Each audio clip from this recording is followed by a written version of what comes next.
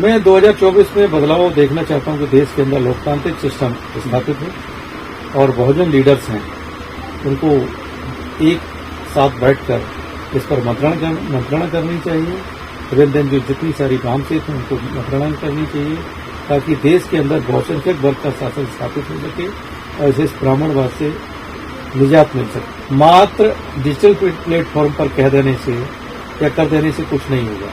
जैसा कि पहले कांसीराम साहब ने आंदोलन चलाए इन चीजों के पीछे, या पहले दीना बाना साहब ने जो वामसेत बनाई, या हमारे जो महापुरुष रहे हैं, आप जीतोरा फुले को ले लो, शिवाजी महाराज साहब को ले लो, आप क्या नाम साहूजी महाराज को ले लो, तो उन्होंने धरातल पर ये आंदोलन चलाए। बाबा साहब ने आंदोलन चलाए।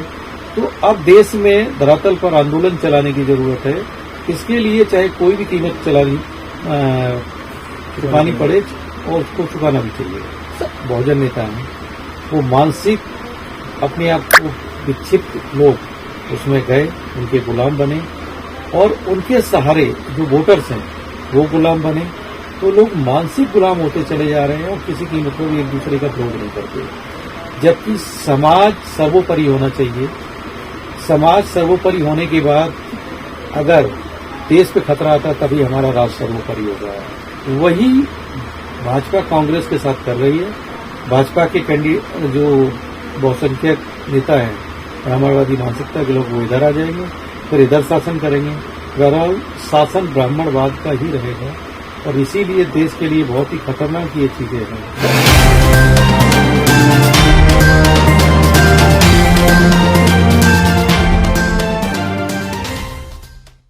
सभी को जय हिंद। मैं सुनील अभय और आप देख रहे हैं HD न्यूज इंडिया। हमारे साथ मौजूद हैं इस समय सीनियर एडवोकेट रविंदर कुमार जी। मौजूदा हालात आप देख रहे होंगे, जिस प्रकार से MP में लगातार एक वीडियो बना करके वायरल किया जाता है, प्रताड़ित करता है और वीडियो को इतना वायरल किया जाता है कि लोगों के अंदर ये मानसिकता बने कि जो आने वाला समय है वो दौर आखिर होगा तो होगा कैसे।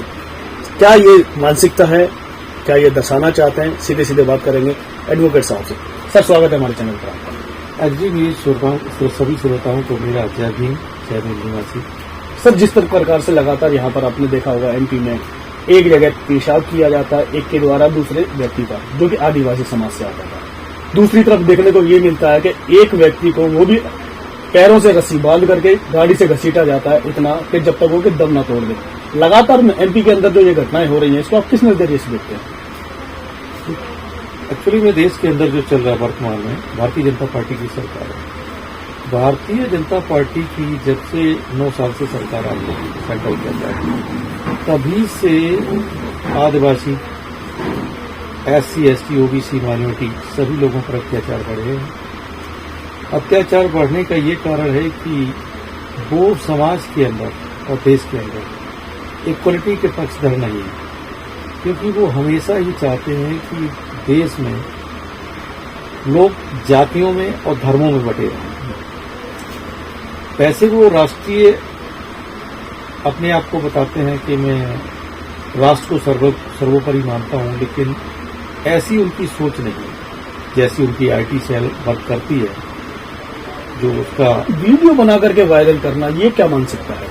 वीडियो बनाकर जो वायरल करते हैं उसके पीछे मानसिकता ये है कि देश के अंदर जो ब्राह्मणवादी सरकार चल रही है, क्योंकि जब उन्होंने देश के अंदर सेंगोल पार्लियामेंट के अंदर स्थापित कर दिया, लोगों ने देश के अंदर वर्तमान सभी जो भी बहुजन वर्ग साथी है एकमात्र डिजिटल प्लेटफॉर्म पर उसका विरोध किया, लेकिन धरातल पर आकर किसी ने भी आंदोलन नहीं चलाया कि सेंगोल स्थापित हो ही नहीं सकता, क्योंकि भारत का जो राष्ट्रीय प्रतीक है अशोक, उसी की स्थापना की जा सकती है।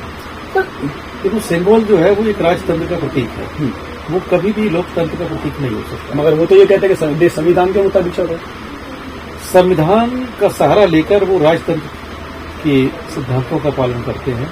जैसा कि मध्य प्रदेश के अंदर आदिवासी युवक के ऊपर यूरिन किया गया बीजेपी कार्यकर्ता द्वारा। यूरिन करने के बाद अभी रिसेंट एक दूसरी घटना घट गई जिसमें रस्सी से बांधा जाता है, उसकी विदाई हो जाती है। तो ये दर्शाता है कि ये अपने ब्राह्मणवादी मानसिकता को SC ST OBC माइनॉरिटी पर थोप कर ये देखते हैं इन घटनाओं को पारित करके कि ये लोग कितना विरोध करेंगे।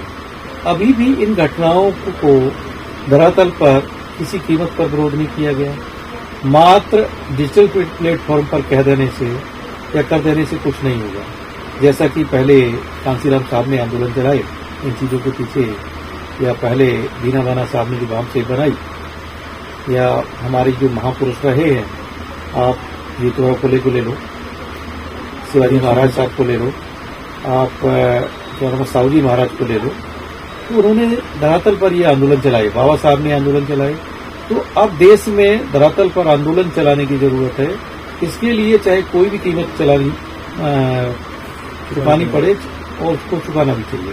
सर, एक बात यहाँ पर ये भी निकल के आती है, जिस तरीके से पहले दलितों पर ज्यादा अत्याचार होते थे, अब जिन्हें हम बहुजन कहते हैं, वो किसी भी समाज से हो, साक्य समाज हो, मौर्य समाज हो, नाई समाज हो, धोबी समाज हो, पटेल समाज हो, सभी के ऊपर एक एक करके अत्याचार होते दिखाई दे रहे हैं। परंतु एक पर जब अत्याचार होता है तो दूसरा नहीं बोलता, दूसरे पर अत्याचार होता है तो तीसरा नहीं बोलता। तो क्या ये सहन शक्ति उन्होंने अपने आप को मान लिया है कि वो मानसिक गुलाम होने जा रहे हैं? वर्तमान में जो विभिन्न वर्गों में या विभिन्न जातियों में अत्याचार होते हैं, एक करता है, दूसरे को चुप रह जाते हैं। और इसका कारण ये है कि मोस्टली देखा होगा, आज भारतीय जनता पार्टी विश्व की नंबर 1 पार्टी बनी, पैसे से, सदस्यता से। उसमें लोग, हमारे जो नेता हैं, बहुजन नेता हैं, वो मानसिक अपने आप को विक्षिप्त लोग उसमें गए, उनके गुलाम बने और उनके सहारे जो वोटर्स हैं वो गुलाम बने। तो लोग मानसिक गुलाम होते चले जा रहे हैं और किसी कीमत पर भी एक दूसरे का विरोध नहीं करते। जबकि समाज सर्वोपरि होना चाहिए। समाज सर्वोपरि होने के बाद अगर देश पे खतरा आता तभी हमारा राष्ट्र सर्वोपरि होगा। तो इसमें दो राय नहीं है कि हर इंसान को विरोध करना चाहिए, क्योंकि भारतीय जनता पार्टी जो वर्तमान में काम कर रही है वो हमेशा ही जाति और धर्म को लेकर राजनीति करती है। और इसीलिए वो इवन देन आपने देखा होगा, इन लोगों ने ब्राह्मण कम्युनिटी में ही डिस्क्रिमिनेशन शुरू कर दिया।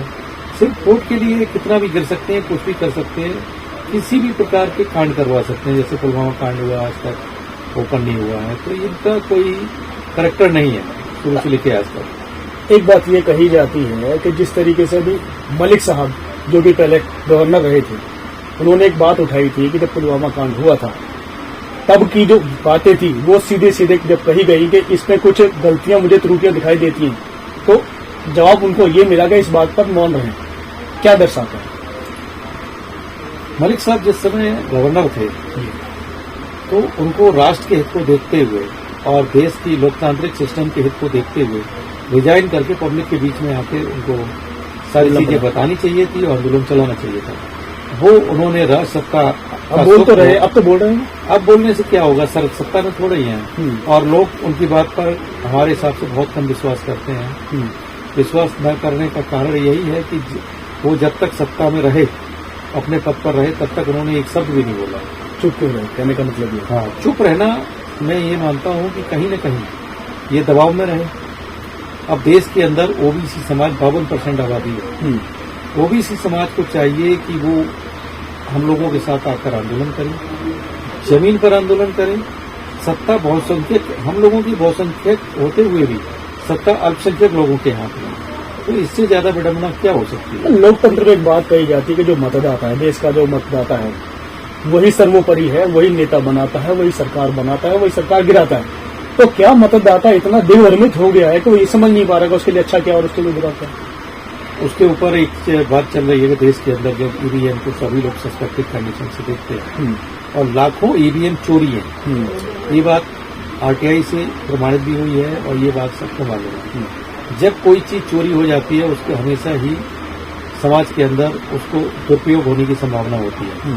तो चुनाव आयोग को चाहिए कि बैलेट पेपर से इलेक्शन कराएं, ईवीएम को खत्म करें। पूरा विपक्ष तो मांग कर रहा है लेकिन सरकार मान नहीं रही है। सरकार इसलिए नहीं मान रही है कि उनका सारा आईटी सेल जो चलाते हैं, सारा सेटअप उनका तैयार रहता है कि जिस एरिया में वोटर्स बीजेपी के कम होंगे वहां वोटर्स को किस तरीके से वोटिंग सेट करें तो बीजेपी का वोट भी ज्यादा मिले। उनको एक एक चीज मायने रहती है। इवन देन जो प्रशासनिक अधिकारी हैं वो मनवादी व्यवस्था के लोग हैं, ब्राह्मणवादी व्यवस्था के लोग हैं, तो वो चाहते हैं कि बीजेपी शासित देश रहे ताकि वो मनमाना अपना काम कर सकें।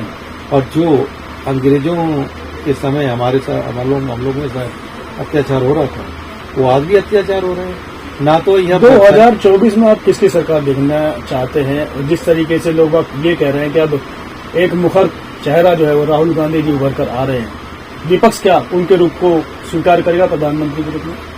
ये तो मेरा बहुजन लीडरों का जो मत है, जो हमारी बहुजन लीडर्स हुए हैं और जो हमारे महापुरुष हुए हैं, उनका भी मत और मेरा भी मत यही है कि हम ब्राह्मणवाद क्या करता है, जब उसे अपना एक पक्ष से कमजोर दिखाई देता है तो वो दूसरी तरह प्रोपोगेंडा करके शिफ्ट कर देता है। वही भाजपा कांग्रेस के साथ कर रही है। भाजपा के कैंडिडेट जो बहुसंख्यक नेता हैं, ब्राह्मणवादी मानसिकता के लोग, वो इधर आ जाएंगे, फिर इधर शासन करेंगे। बहरहाल शासन ब्राह्मणवाद का ही रहेगा और इसीलिए देश के लिए बहुत ही खतरनाक ये चीजें हैं। बस सांसद चुनकर आते हैं SC ST के, वो नाकारा सांसद है हमारी नजर में। वो पार्टियों के सांसद बन के आते हैं, ना कि वो पब्लिक के रिप्रेजेंटेटिव बन के आते हैं। अगर पब्लिक के रिप्रेजेंटेटिव बन के आते तो पब्लिक की वकालत करते, वो तो केवल उस पार्टी की ही वकालत करते रहते हैं।